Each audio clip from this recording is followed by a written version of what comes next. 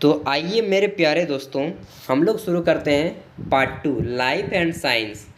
BA, BCom या BSc कुछ भी हो आपका फैकल्टी, आप अगर सेमेस्टर 4 में सेक का पेपर रखे हैं लाइफ एंड साइंस, चाहे भारत की किसी भी यूनिवर्सिटी से हो, क्वेश्चन पेपर में सिर्फ इसी टाइप के प्रश्न आपको देखने को मिलेंगे।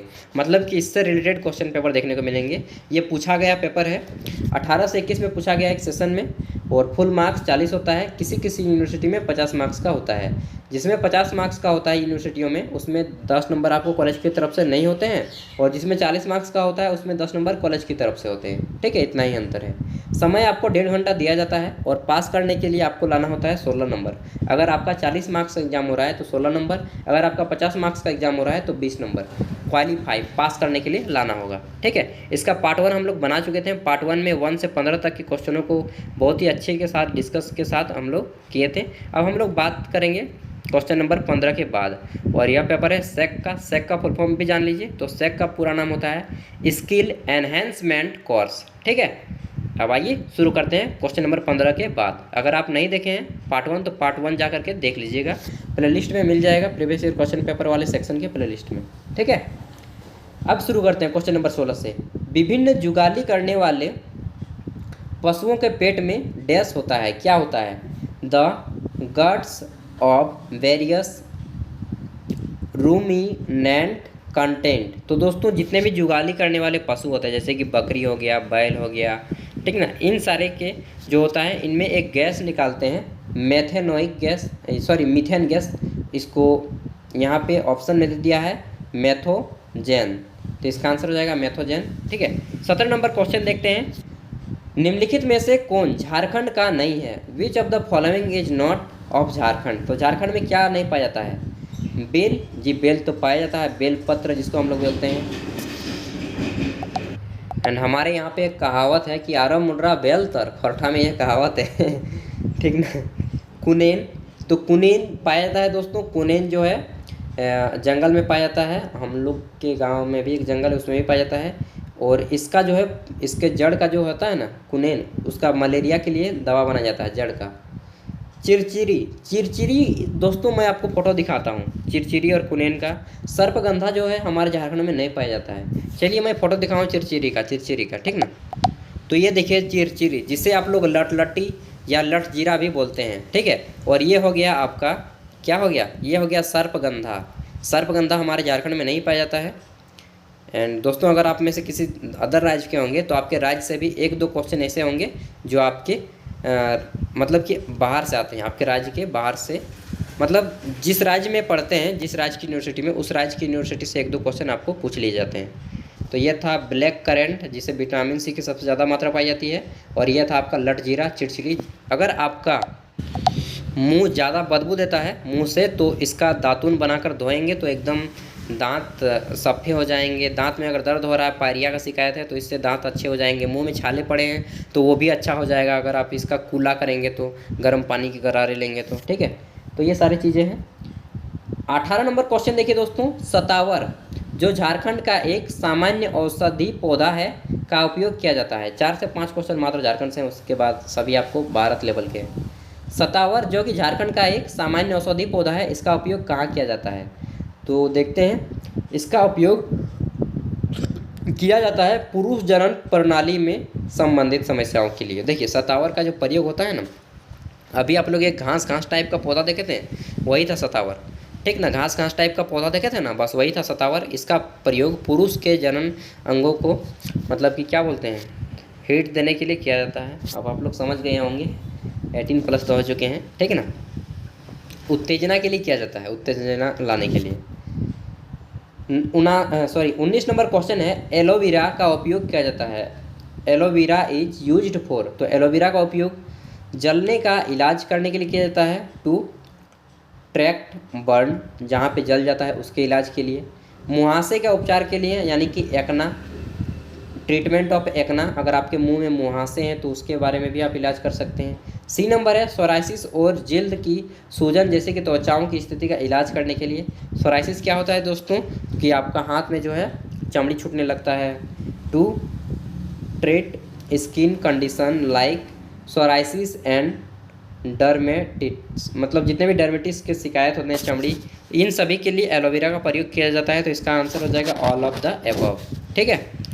20वां क्वेश्चन है आपका, कोविड-19 से रिलेटेड था कि कोविड-19 के लिए जर्मनी कंपनी बायोनटेक और यूएस फार्मा दिग्गज फाइटर द्वारा संयुक्त रूप से विकसित किए गए टीके का नाम बताएं। The name the vaccine that join development by the Germany company BioNTech and US pharma given freezer for कोविड-19। तो इसका आंसर हो जाएगा BNT 162। क्या हो जाएगा? BNT 162। नेक्स्ट है आपका 21 नंबर क्वेश्चन, निम्नलिखित में से किसने भारत में कृषि उत्पादन बढ़ाने के लिए सदाबहार क्रांति शब्द का इस्तेमाल किया? Who among the following use the terms evergreen revolution for increasing agriculture production in India? तो दोस्तों, भारत में कृषि का जनक या फिर हरित क्रांति का जनक किसे कहा जाता है? MS स्वामीनाथन को कहा जाता है। MS स्वामीनाथन को कहा जाता है। और इन्होंने ही सदाबहार क्रांति शब्द का भी प्रयोग किया था, एवरग्रीन रिवोल्यूशन। आप लोग गाना सुनते होंगे, सदाबहार मौसमी सॉन्ग, चाहे सदाबहार गाने, एवरग्रीन मेलोडियस सॉन्ग्स, नहीं तो बस उसी तरह का है सदाबहार, मतलब कि हमेशा हरियाली। MS स्वामीनाथन जी ने लाया था भारत में। और जब बात करेगा नॉर्मन बोरलॉग, तो ये विश्व में हरित क्रांति के जनक कहे जाते हैं नॉर्मन बोरलॉग। ठीक है, विश्व में, पूरे विश्व में। लेकिन भारत में जब हमारा बात आता है तब MS स्वामीनाथन। ठीक है। और दुग्ध क्रांति का जनक को भी जान लीजिए, वर्गीज कुरियन जी को कहा जाता है दुग्ध क्रांति का। नेक्स्ट है आपका, the second green revolution has its emphasis on, मतलब कि दूसरी हरित क्रांति का अपना जोर है, मतलब दूसरी हरित क्रांति में किस पर ज़्यादा फोकस किया गया है? तो दोस्तों, इसका आंसर हो जाएगा SGR को कृषि के सभी पहलुओं का ध्यान रखते हुए एकीकृत कार्यक्रमों की परिकल्पना नहीं करनी चाहिए। ठीक है। 23 नंबर है, नॉर्मन बोरलॉग किसके साथ जुड़ा हुआ है? Norman Borlaug is associated with, किसके साथ जुड़ा हुआ है? तो हरित क्रांति के साथ जुड़ा हुआ है। अभी मैंने बताया विश्व हरित क्रांति के पिता नॉर्मन बोरलॉग का कहा जाता है, और भारतीय हरित क्रांति के पिता MS स्वामीनाथन जी को कहा जाता है। 24 नंबर है, रबी की फसल किन महीनों में बोई जाती है? The rabi crops are sow in which month? तो दोस्तों, जितने भी रबी फसल होते हैं इनको अक्टूबर नवंबर महीना में बोया जाता है, और आपका फरवरी मार्च आते आते काट लिया जाता है। ठीक है। जैसे कि रबी फसल के अंतर्गत आ जाएगा आपका मटर, बोल सकते हैं, मटर आप लोग खाते हैं ना, वो मटर हो गया, चना हो गया, ठीक है, सरसों हो गया, ये सभी रबी की फसलें हैं। 25 नंबर है, भूदान ग्रामदान आंदोलन डैश द्वारा शुरू किया गया? भूदान ग्रामदान मूवमेंट वाज इनिटिएटेड बाय, देखिए मेरा इंग्लिश वीक है दोस्तों, बहुत ज़्यादा वीक है, ठीक, तो इसके लिए सॉरी। मैं कोशिश कर रहा हूँ यार इम्प्रूव करने की। सरकारी स्कूल में पढ़िएगा तो यही सब समस्या होगा, एक इंग्लिश में छूट जाएगा अगर ट्यूशन वगैरह नहीं कर रहे हैं तो। और था मैं गरीब घर से बचपन से ही, बट कोई नहीं, चलिए समय के साथ सब कुछ सुधर जाता है, मेहनत करते रहना चाहिए। भूदान ग्रामदान आंदोलन जो है दोस्तों, यानी कि भूदान, देखिए दो चीज़ जुड़ा है, भू और दान। भू मतलब भूमि और दान मतलब देना, मतलब कि भूमि का दान देना। और यह मांग रहे थे विनोबा भावे जी ने, जितने भी इसके नाम पे एक यूनिवर्सिटी भी है हजारीबाग में, विनोबा भावे यूनिवर्सिटी। तो विनोबा भावे जी को भूमि दान, बहुत सारे दान मांग करके ये जुटाए थे, और ये आंदोलन उन्हीं के द्वारा चलाया गया था। 26 नंबर क्वेश्चन है, झारखंड में कितने कृषि विज्ञान केंद्र स्थित हैं? हाउ मेनी कृषि विज्ञान केंद्र आर लोकेटेड इन झारखंड? तो दोस्तों, झारखंड में कुल 24 कृषि विज्ञान केंद्र स्थित हैं। 27 नंबर है, सतत विकास लक्ष्य 17 के अनुसार विकास के लिए सबसे बड़ा खतरा है according to sustainable development goal 17 the biggest, ये क्या है जी, ट्रीट टूवर्ड डेवलपमेंट इज, तो इसका आंसर हो जाएगा क्लाइमेट चेंजिंग, यानी कि सतत विकास लक्ष्य 17 के अनुसार विकास के लिए सबसे बड़ा खतरा है क्लाइमेट चेंजिंग यानी कि जलवायु परिवर्तन। 28 नंबर क्वेश्चन है ग्रीन हाउस प्रभाव यानी कि द ग्रीन हाउस इफेक्ट क्या होता है। तो दोस्तों ग्रीन हाउस इफेक्ट पृथ्वी के सतह का तापमान में वृद्धि करता है। अगर हमारे पृथ्वी के सतह का तापमान ग्रीन हाउस नहीं होगा तो पृथ्वी का तापमान कितना हो जाएगा मालूम है, -18 डिग्री सेल्सियस। इसलिए ग्रीन हाउस होना जरूरी भी है, लेकिन जब ज़रूरत से ज़्यादा हो जाता है ना तब पृथ्वी का टेम्परेचर बहुत ज़्यादा बढ़ने लगता है, जिससे कि ग्लेशियर पिघलने लगते हैं। ठीक है ना, तो इसको भी ध्यान देना है। किसी भी चीज़ का अगर एक निश्चित मात्रा में हो तो कोई हानि नहीं होता है। कोई भी चीज़ हो दुनिया में, कुछ भी चीज़ एक हद होने के पार ना वो जो होता है ना सहन नहीं होता है, बस चाहे आदमी हो चाहे वह प्रकृति हो, सभी के साथ यही स्थिति है। 29 नंबर है भविष्य के जलवायु परिवर्तन की मात्रा को कम करना कहा जाता है। भविष्य के जलवायु परिवर्तन की मात्रा को कम करने को क्या कहा जाता है, reducing the amount of future climate change is called. तो क्या कहा जाता है इसको कहा जाता है आपका जियो इंजीनियरिंग। क्या कहा जाता है, जियो इंजीनियरिंग। नेक्स्ट है आपका 30 नंबर, निम्न में से कौन सी गैस ग्लोबल वार्मिंग में योगदान नहीं करती। Which of the following gas does not आपका contribute to the global warming. तो ग्लोबल वार्मिंग में कौन सी गैस योगदान नहीं करती है, मतलब कि यहाँ पे ऑप्शन देखना होगा, मीथेन, कार्बन, यार झपकी आ रहा है, कार्बन डाइऑक्साइड, सल्फर या एसिटिलीन। तो इसका आंसर हो जाएगा एसिटिलीन गैस। दोस्तों एसिटिलीन गैस आप लोगों ने देखा होगा, जब वेल्डिंग होता है तब एसिटिलीन गैस निकलती है, और यह ग्लोबल वार्मिंग में उतना योगदान नहीं करती है। 31 नंबर है जलवायु परिवर्तन यानी कि ग्लोबल वार्मिंग मानव स्वास्थ्य को कैसे प्रभावित करता है। How does climate change bracket में global warming effect human health.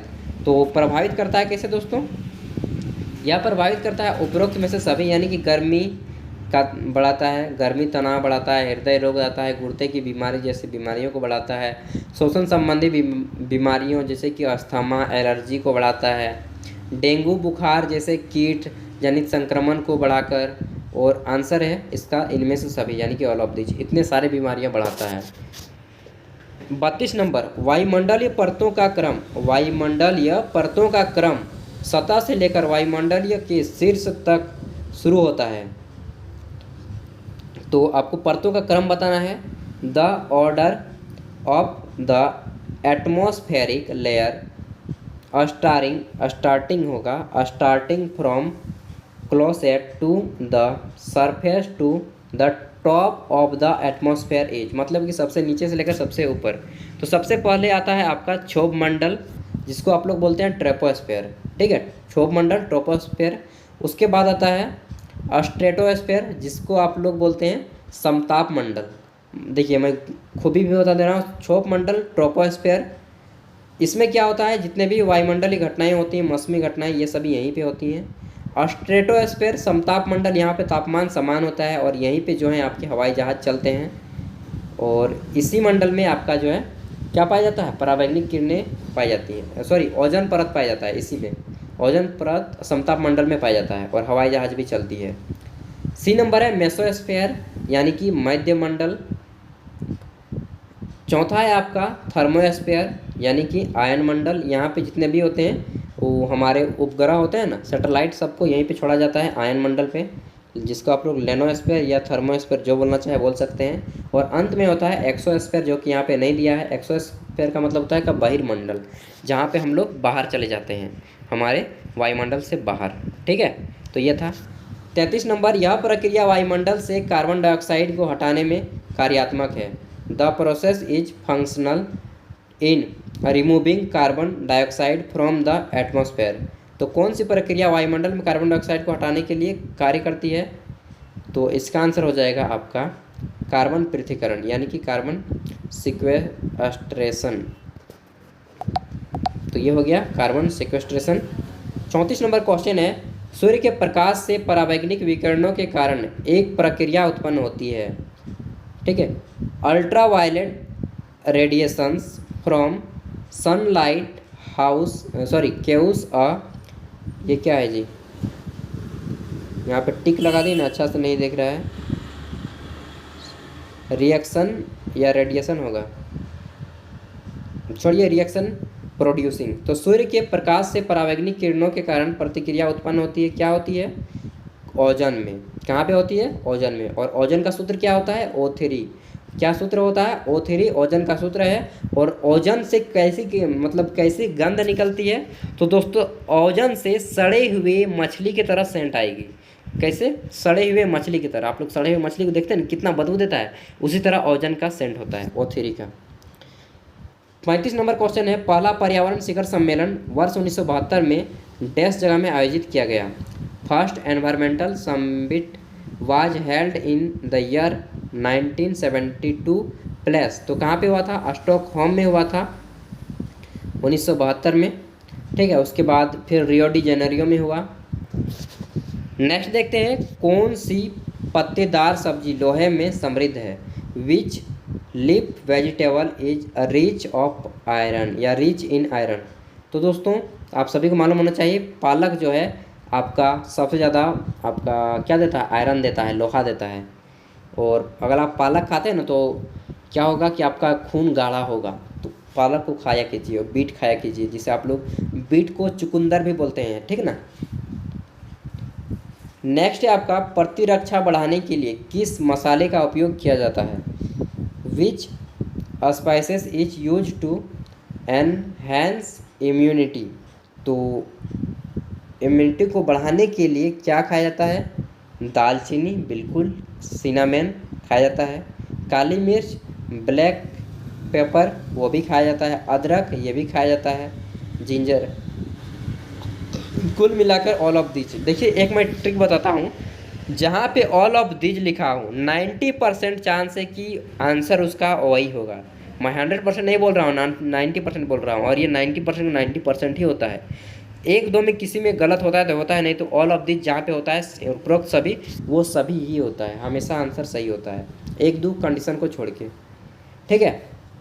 38 number है, निम्नलिखित में से कौन सा फल विदेशी है। विच of the following fruit is exotic. तो विदेशी कौन सा है, मैंग्रो, नहीं, मैंग्रो तो मैंगो ही होगा जी, MANGO, मैंगो मतलब कि आम, ये तो हमारे भारत में पाया जाता है। एवोकाडो ये विदेशी फल है। अमरूद, गुआवा हम लोग के भारत में पाया जाता है, और इसे गरीबों का क्या कहा जाता है, गरीबों का सेब कहा जाता है, गरीबों का सेब। पपीता हमारे भारत में खूब मिलता है। 39 नंबर 39 नंबर, आलू की उत्पत्ति का केंद्र है। Centre of origin of potato is. तो आलू की उत्पत्ति का केंद्र कहाँ से हुआ, ब्राज़ील में हुआ था, ठीक है। आलू कहाँ से उत्पन्न हुआ, ब्राज़ील में। और अब भारत में पूरा आलू खाओ, पूरा आलू खाओ, पूरा आलू हम लोग को मिलता है। अंतिम क्वेश्चन है झारखंड से रिलेटेड, झारखंड राज्य की मुख्य फसल क्या है। The main crops of Jharkhand state is. तो झारखंड राज्य की मुख्य फसल है पेडी यानी कि धान, ठीक है। तो ये था क्वेश्चन दोस्तों आपका, जो कि सेक पेपर में पूछा गया था, सेक पेपर 2 सेमेस्टर 4। सेमेस्टर 3 और 4 में आपका सेक का पेपर होता है, सेमेस्टर 1 और 2 में AECC का पेपर होता है, और जब सेमेस्टर 5 और 6 जाते हैं तो आपका DSC का पेपर होता है। इसी तरह अगर आप कुछ भी कर रहे हो दोस्तों, सेमेस्टर 1 से लेकर 5, 6 कुछ में भी हो, चाहे BA कर रहे हो, BCom, BSc, चैनल को सब्सक्राइब कर लें, क्योंकि यहाँ पे सभी के क्वेश्चन पेपर अपलोड हैं, चैनल पे जाकर के देख सकते हैं। एक भी क्वेश्चन ऐसा नहीं होगा जो कि छूटा होगा, और छूटा है तो कमेंट कीजिएगा, मैं उसका क्वेश्चन पेपर डाल दूँगा, ठीक है। चाहे आप PG करें, MA करें, MCom करें, MSc करें, B.Ed करें, CTET दें, अपने राज्य का टेट दें, चाहे PhD करें, क्वेश्चन पेपर यहाँ पे अवेलेबल आपको करा दिया जाएगा। चाहे आप किसी भी कॉम्पिटिटिव एग्जाम में बैठें, UPSC, PCS, SSC, railway, banking, सारा का क्वेश्चन पेपर यहाँ पे अपलोड किया जाता है। तो दोस्तों चैनल को सब्सक्राइब कर लीजिएगा, एंड आपका कोई दोस्त पढ़ाई कर रहा होगा आपके साथ तो उन तक भी वीडियो को शेयर कर दीजिएगा, ताकि उन्हें भी क्वेश्चन पेपर मिल जाए और वे एग्ज़ाम में अच्छे मार्क्स स्कोर कर पाएँ, ठीक है। एंड बेस्ट ऑफ लक, अच्छे से एग्ज़ाम दीजिए। चैनल पे पहली बार आए हैं तो सब्सक्राइब कर लीजिएगा, एंड इसका PDF का लिंक मैं वीडियो को डिस्क्रिप्शन में दे रहा हूँ, वहाँ से डाउनलोड कर लीजिएगा। और एक रिक्वेस्ट होगा दोस्त, अगर आप 21+ एज के हो चुके हैं तो आप काम करना शुरू कीजिए यार।